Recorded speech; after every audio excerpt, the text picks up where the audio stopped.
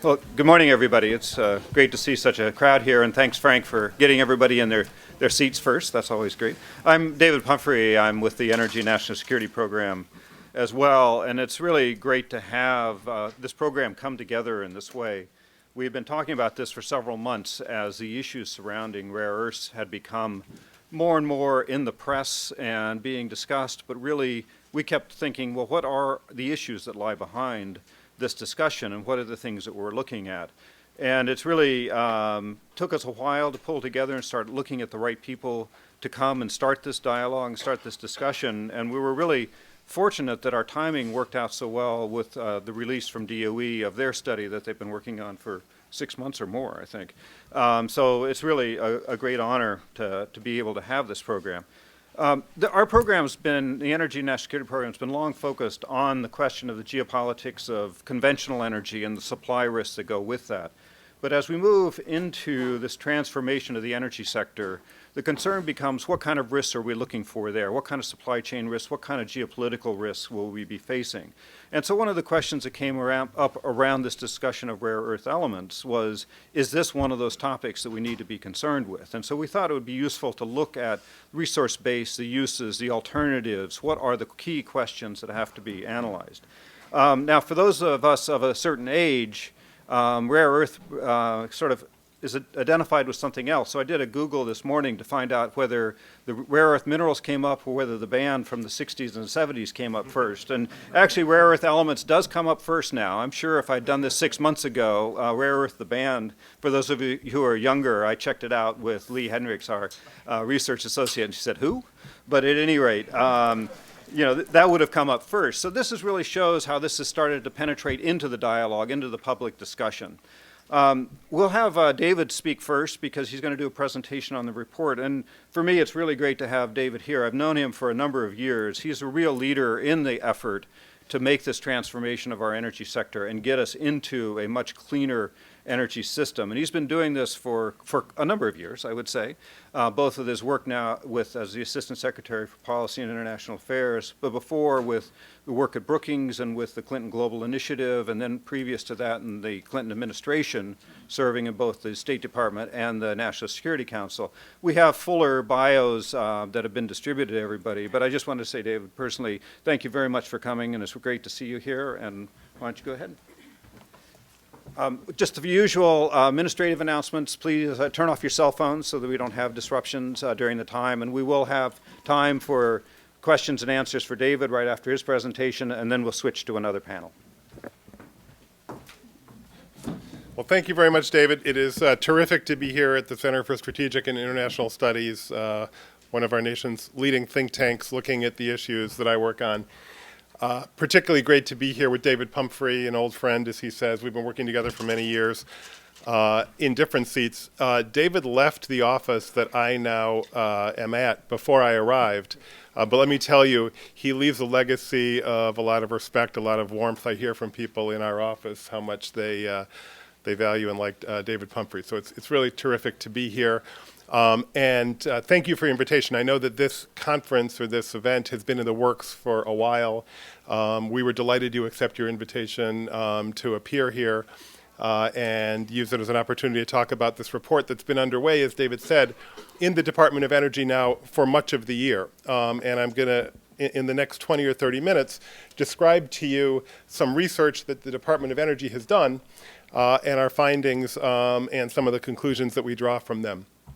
This has been an extraordinary team effort, and some of the people who have been working hard on this are in the front row right here. They've just done an extraordinary job, and I want to applaud them and the entire team around the Department of Energy for all the hard work that's gone into this.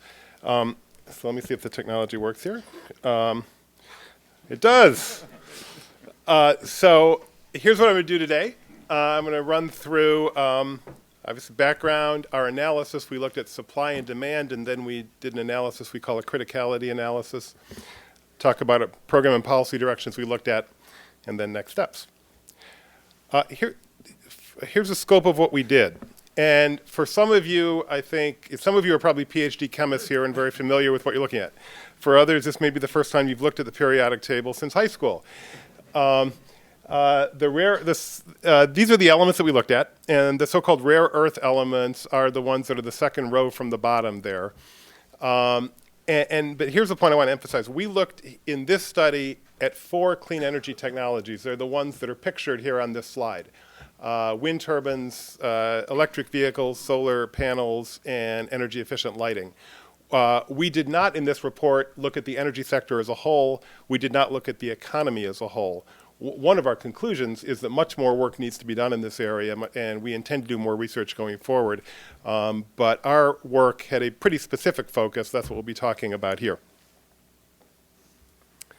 Here's our timeline. We announced that we were going to do this in March. In the spring, we released a public request for information. We got back 35 responses, extremely helpful responses from a range of leading companies and experts in this area. We offered the opportunity to companies to provide proprietary data that we would protect on a business confidential basis. Then throughout the summer and the fall, we've been analyzing that data, working on drafts. The report that we're releasing today is over 100 pages and is available for downloading from the DOE website this morning. Here are our goals: to assess the risks and opportunities associated with the supply of critical materials, to inform the public dialogue on this topic, and to identify possible program and policy directions that we might pursue. There are 3 strategic pillars to our work. First is diversifying global supply chains. For any resource, it is important that we have multiple sources of supply. Winston Churchill, 100 years ago, said with respect to oil, security rests in variety and variety alone, a quote like that. And the same is true today with respect to any critical material. It's important that we have multiple sources of supply globally. Within the effort to diversify global supply chains, domestic production is especially important. Obviously, the most secure supply is domestic. And so that's the first pillar. Second is developing substitutes. It's extremely critical in any application that we have substitutes, and so we're not reliant on any particular input. And then third is reducing, reusing, and recycling. Tremendous opportunities here for doing all 3 of those things. The graphic at the bottom underscores a point which is central to our work and became more central as we conducted our analysis, I think, and it is this. This issue of critical materials and rare earth mining, rare earths, this issue is not just a mining issue. This issue is important across the entire supply chain. I think sometimes it's presented as a mining issue in the media. This is an issue that we need to look at in terms of the supply chain from mining through processing, development of components to end-use technologies, and then back in a loop of recycling and reuse. And we looked at the entire supply chain throughout our study. So here is a chart that shows the use of the materials that we looked at in different clean energy technologies. And just to kind of quickly summarize, on the vertical there on the left, you've got the different materials we looked at with the rare earths at the top. In addition, indium, gallium, tellurium, cobalt, lithium, and then the specific technologies. You'll see, solar cells, PV films, by and large, don't use rare earths, but they do use indium, gallium, tellurium. Magnets, which are used in both wind turbines and vehicles, draw heavily on neodymium and dysprosium, other rare earths. Batteries, nickel metal hydride batteries, and mish metal use cerium, lanthanum. And lighting and phosphors, or phosphors used in lighting, draw pretty heavily on some of the heavy rare earths, such as terbium. That's a quick summary, and there's much more detail in our report. So let's summarize the analysis that we did on this. First, we looked at supply. And a critical point here, particularly with respect to rare earths that get so much attention, is that rare earth metals are not rare. They are, in fact, found widely across the face of the earth. They are found in the United States. They're found in Canada and in Australia and in a number of other countries. What we have here in this chart, this useful chart, I think, is number of mines around the world that have the potential to open in the decade ahead. And the numbers that you see is this expert assessment of the order in which these mines are likely to open. So in Western Australia, you see the 1, and that's the Mount Weld mine owned by the Lynas Corporation, which is projected to open in the next year or so, bringing, I believe it's 10 to 15,000 tons in the first phase and then 10,000 more in the second phase of production.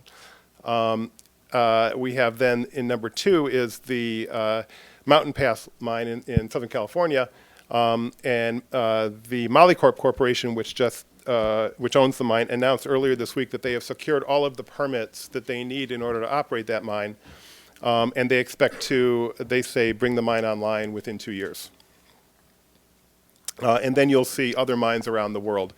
So rare earth metals are not in fact rare. I think the reason that this name came to be is that where rare earth metals are found, they're found in very dilute concentrations in minerals when pulled out of the earth. But they are in fact broadly distributed across the face of the earth.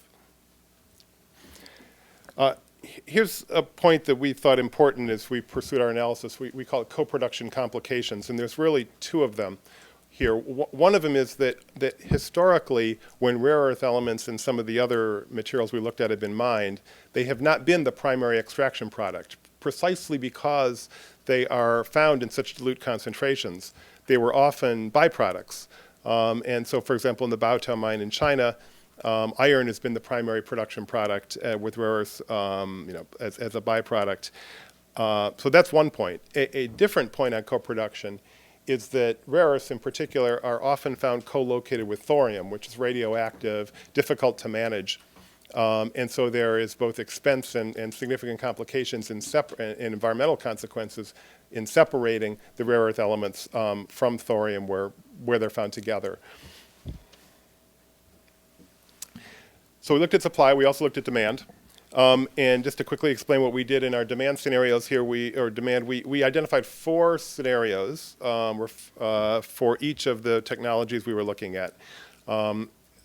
We identified a high market penetration scenario for each, and a low market penetration scenario for each. So, in one scenario, we projected the possibility of lots of wind turbines coming onto the market globally, and in another, fewer wind turbines, and the same for each of the other technologies that we looked at.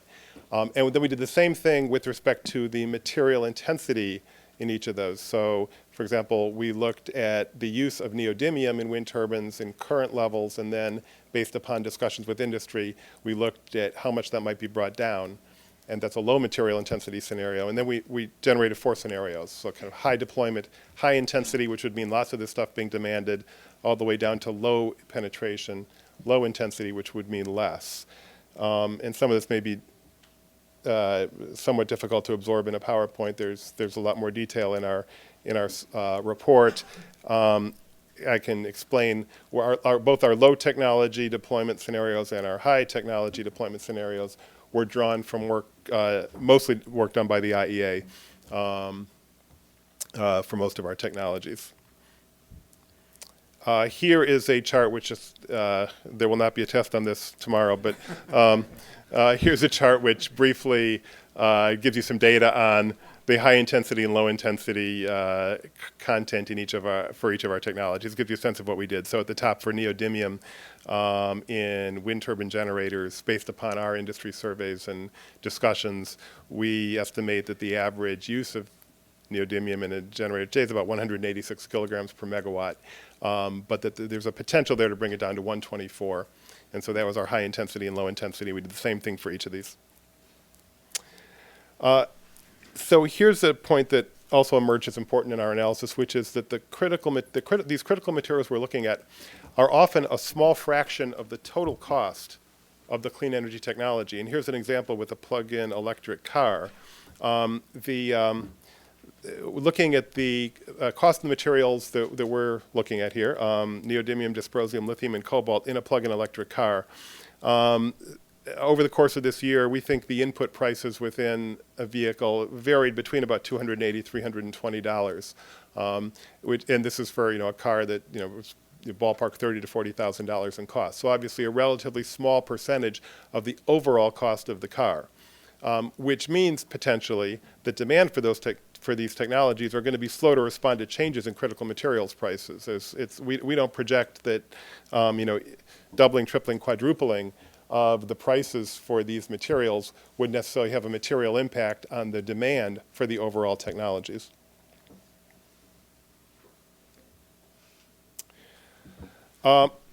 So we looked at clean energy's share of critical material use.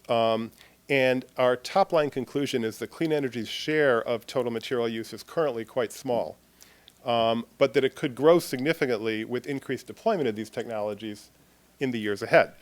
And I've got two examples here. The first is on this page, and this is dysprosium, which is a rare earth element that's used in magnetics. Currently, only about 16% of it is used in clean energy technologies. And we project that by 2025, it could be as much as 62% in high deployment scenarios. And similarly with lithium, today lithium is barely used in clean energy technologies, but particularly with the deployment of electric vehicles in the years ahead, we project that it could be as much as 50% of global lithium use by 2025.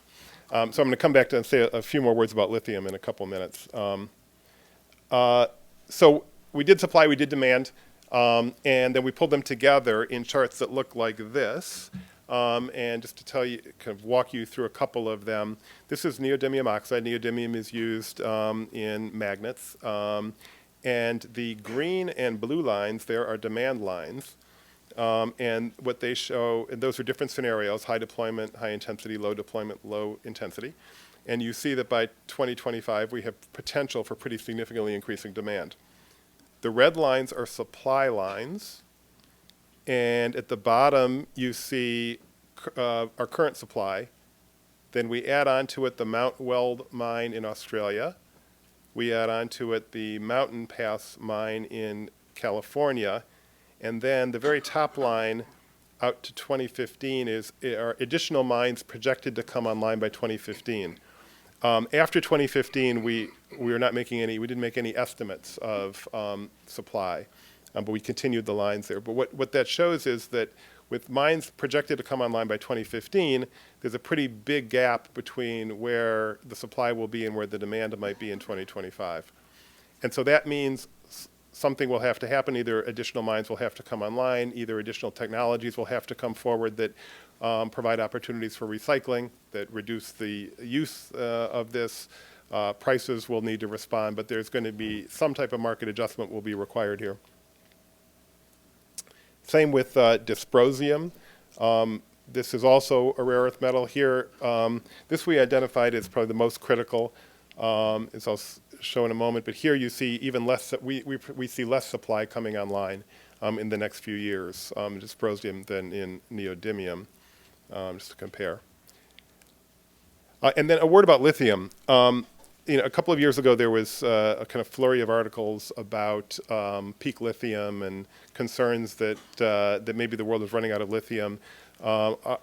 Almost all the companies I've talked to in this space who have looked at this have concluded otherwise, and our analysis bore that out. We do not see lithium supplies being a concern in the years ahead.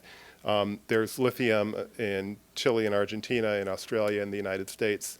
And if you kind of walk through our charts, and you'll see that we think the world's in pretty good shape when it comes to lithium supplies. So we pulled this all together. I know this is a lot to absorb, but we pulled this all together in what we call criticality assessments. This is a methodology that is based on one first developed by the National Academy of Sciences. And we did it as follows. We, on the x-axis, looked at supply risk and different ways in which the supply of these materials might be disrupted for clean energy uses and the risk that might happen. And on the vertical y-axis, we looked at the importance of the clean energy economy. And so, in using that type of analysis in the short term, we found dysprosium to be the most critical element. It's important to various clean energy applications with current technologies, and the supply risk is highest. And down, kind of moving from the top right to the bottom left, we found lithium, as I just said, samarium, some others to be less critical. We looked in the medium term.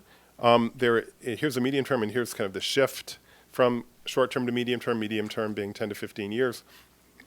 5 to 15 years.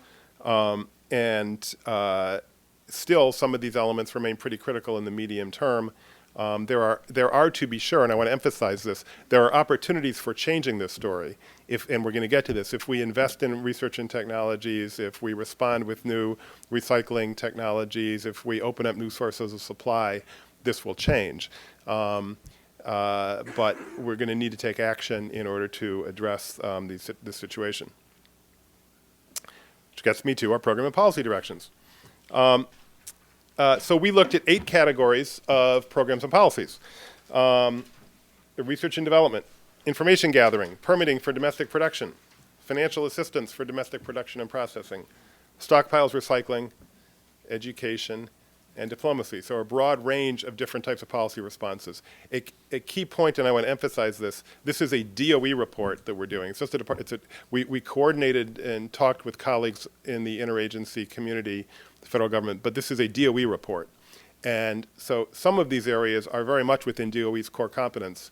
Others are areas in which DOE has no jurisdiction. For example, DOE does not regulate domestic permitting for mining. Or we don't work in that area, but we looked at all these areas, talked with colleagues in the interagency process, and we have thoughts on each of them in our report. I want to talk about a few of them here, starting with the area that is most squarely within DOE's core competence, which is research and development. DOE is the nation's leading funder of research on the physical sciences. And has a long history of work in exactly this area. In fact, the Ames lab in Ames, Iowa, is the United States historic leader since World War II on rare earth research. And so Ames lab has been doing work on this area. Our energy efficiency and renewable energy program has been doing work in this area. The Office of Science has been doing work in this area. And our new and very exciting program, ARPA-E, has also been doing work in this area. Until this year, for historically, this work had not been coordinated and was within different stovepipes within DOE, and one of the efforts that we've made is to pull these together, so DOE is doing integrated work in this area. We have, just to say a little bit about the Office of Science is doing work across a number of different topics related to materials research out at the Ames National Lab on magnetic materials, nanoscale processes, and a variety of related topics. Our energy efficiency and renewable energy program at the Department of Energy is already doing work on alternatives to permanent magnet motors, more applied work out of the energy efficiency and renewable energy program, looking at the topics up here with magnets and motors. And our ARPA-E program is as well. Could explain this chart for anybody who's interested, but I have a sense that you might want me to move on. But we can come back to it. So the Department of Energy in the past 2 months, actually in the past month, has done 3 workshops on this topic, which indicates the seriousness that we attach to it. 2 of them have been with international partners, which I think underscores how much of an international issue this is. We did a workshop out of the Lawrence Livermore National Lab in mid-November with Japanese colleagues looking at critical materials. We did one with European partners at MIT on December 3rd, and ARPA-E sponsored one here on December 6th. Coming out of these workshops, we have some pretty refined views of the most cutting-edge research that can be done in this area, and are planning on pulling together an integrated research plan for the department going forward in this area. One of my main conclusions after spending some time looking at this literature is the volume of the data gaps. It's really quite striking. In some areas, how little is known and how helpful it would be to know more. I'm struck that public entities, by and large, do not collect price, production, consumption data, and people tend to go to metal pages to find out, that type of data in this area. There is, little known publicly about the material intensity of different energy technologies. We collected some of that as a result of our request for information, but there's not much out there. And it took a fair amount of concentrated staff time for us to develop learning on that topic. And in terms of individual technologies and the potential for substitutes, there's not a lot of known there either. So one of our main conclusions coming out of this is that we need additional attention to data gathering, and EIA is exploring opportunities to do that, the Energy Information Agency within the Department of Energy. And we intend to, in the year ahead, have additional requests for information, hold additional workshops in order to gather more information. Another key point here is the importance of education and workforce training. Today, there are thousands of researchers working on this issue in China. There are dozens in the United States.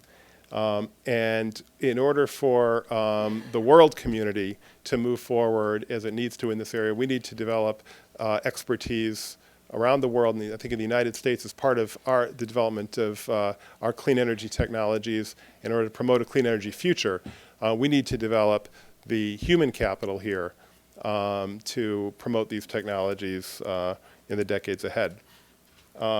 As President Obama has said, improving education in math and science is about producing engineers and researchers and scientists and innovators who are going to help transform our economy and our lives for the better. And our human capital here is absolutely essential on this issue and on so many others. So just I want to place this within kind of the constellation of related government activities on this. As I said, this is just a DOE report.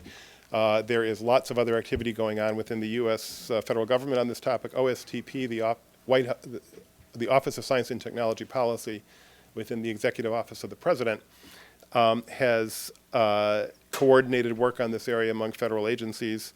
USGS has just done an excellent report I commend to everybody on this topic. DOD has a study underway. GAO and Congressional Research Service also have reports underway. Or actually, their reports are released. So to wrap up, our conclusions out of this report.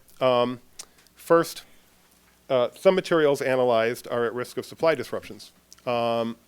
We identified in particular 5 rare earth metals: dysprosium, neodymium, terbium, europium, and yttrium, along with indium, and assess those as the most critical. Second, clean energy's share of material use is currently small, but it could grow significantly with increased deployment.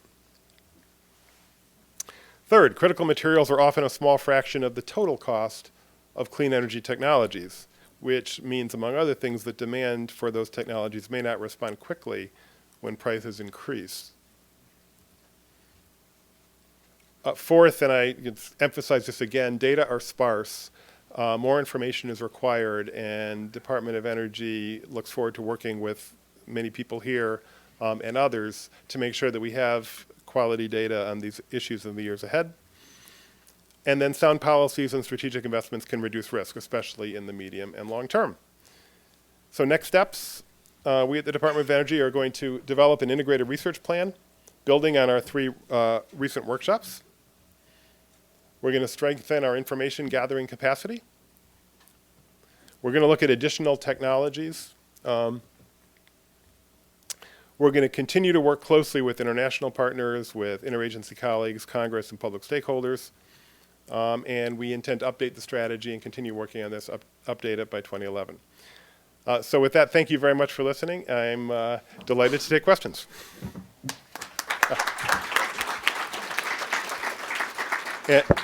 And 2 things. First, please go and download our report, take a look. And if you have any comments, both you in the audience, anyone listening, and anyone else, please let us know. We intend this to be part of a conversation. We do not intend this to be the last word on this topic by any means.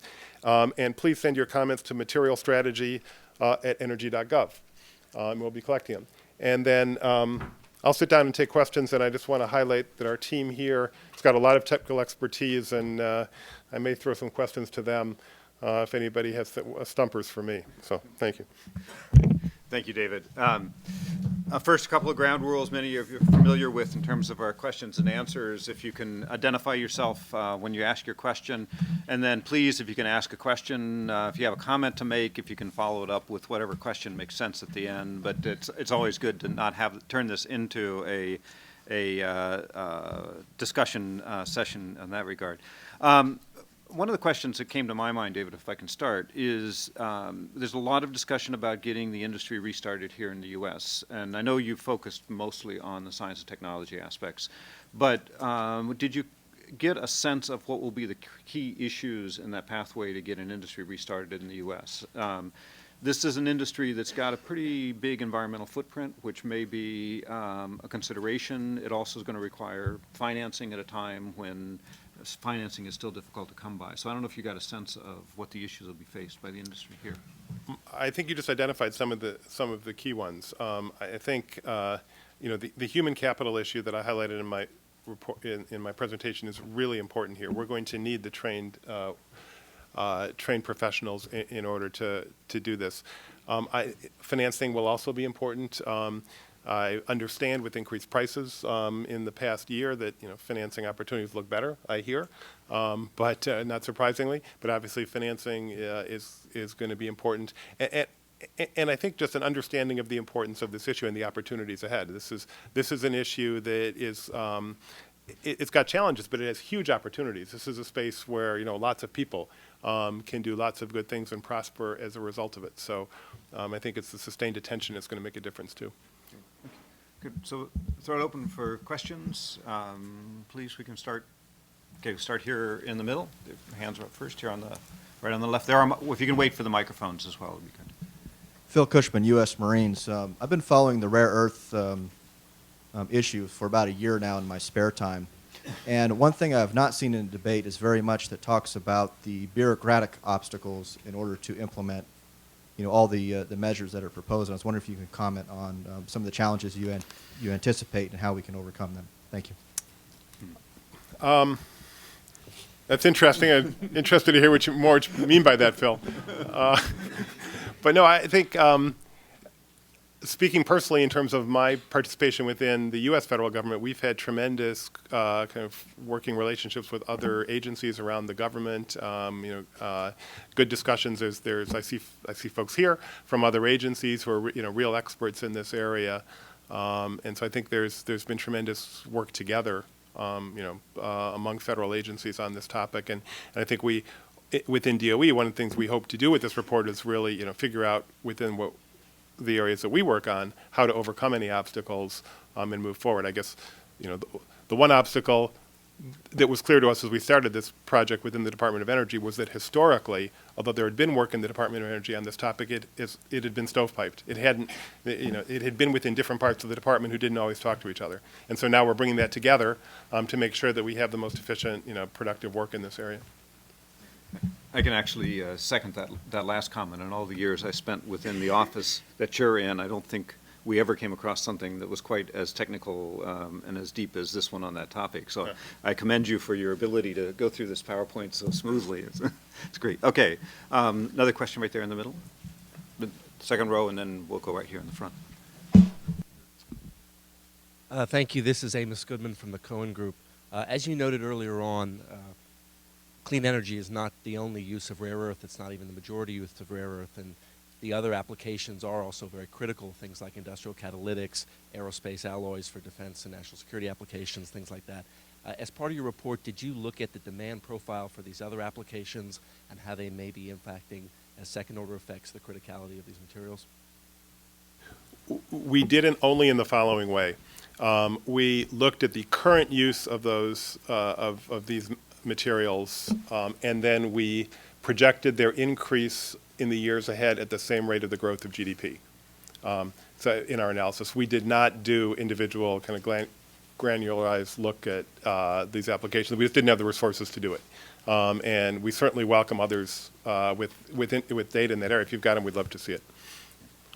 Question here in the front, and then one to the side there. Why don't we take both questions now so that we sort of give David a chance to think through his answers. Jim Hedrick with Hedrick Consultants in retired from the USGS. The question I had was the funding. You mentioned that they needed to get a lot of training for professionals to do processing and everything related to getting the rare earths up and running in the U.S. And I know that a certain school in Iowa had dropped its support for the rare earth research center there. When you're looking at funding, have you looked at which schools were going to, where that funding will go to start these programs, and looking towards schools that will support this? Okay. Why don't we get the question over on this side too? Don Juckett, in the following order, the Standing Committee on Earth Resources at the National Academy of Sciences and the Energy Minerals Division of the American Association of Petroleum Geologists. You touched lightly on an item which is outside of DOE's domain, and I appreciate that, relating to foreign policy issues associated with rare earth minerals. My question to you is, are you at liberty to opine and elaborate somewhat more broadly on those issues?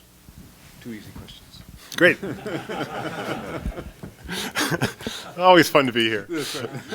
No, like on Jim's question on schools and funding, we didn't look in the report at kind of individual, universities and their funding patterns, that type of thing. But we did conclude broadly that there's a lot of opportunity here and a lot of need. And it's certainly my hope in the years ahead that more resources go into this. I think there's tremendous opportunities for students in the sciences and in technical fields in this area. And certainly hope that they can, that they'll follow that path. On foreign policy questions, obviously those have gotten a lot of attention. Two pieces of this. First, we held workshops with a number of other, with other countries, as I noted, and I think as I travel the world, I hear about this issue. I was in Japan recently, and it was certainly a priority topic of conversation in Japan. There's been a lot of attention to the Chinese actions in this area. The Chinese have said that they intend to be a reliable supplier of this, and so it's a topic of conversation as well. Do you have time for a few more questions? I do. Okay, so just a few more questions, and we got to get back to the rest of the program. So we have one there, and then one in the middle in the back. Thank you. Sean Tandon, I'm a journalist with the AFP News Agency. Just following up on that, is China a reliable supplier? Will it be in the near future? Why don't we get the other question too, so you can... Hi, Karen Wilson with Boeing. And a question on the supply. Is there any effort? I've heard different stories about how long it will take to create additional supply. And will there be additional supply in time to meet the surging demand? And is there any government action that's going to be taken to help jumpstart or get involved in that creation of additional supply? So on the first question, China has said that it intends to be a reliable supplier, and we welcome that. On the second question, that's what our report is focusing on, and I would urge you to go download it and read it in detail. We have a lot of very specific information, kind of element by element, on exactly the supply-demand situation, for each of these elements, and there is a lot that can be done to enhance supply, both, by the way, from mining, but also from post-consumer, use, from recycling. There's a major company had an announcement within the past week about new ways of recycling some of these metals. So there's lots of opportunities there. So this is an area that requires a lot of work, both from the government and private companies and research institutions in the years ahead. I do need to go, but I really I want to applaud the work of our great team here, and I want to particularly single out Diana Bauer from the PI, who led our team, did really great work on this. And if Diana would stand up. Yeah. And then along with the rest of the team, Paul Talene, David Diamond, Brent Warner, and Jennifer Lee, really appreciate all their hard work on this topic.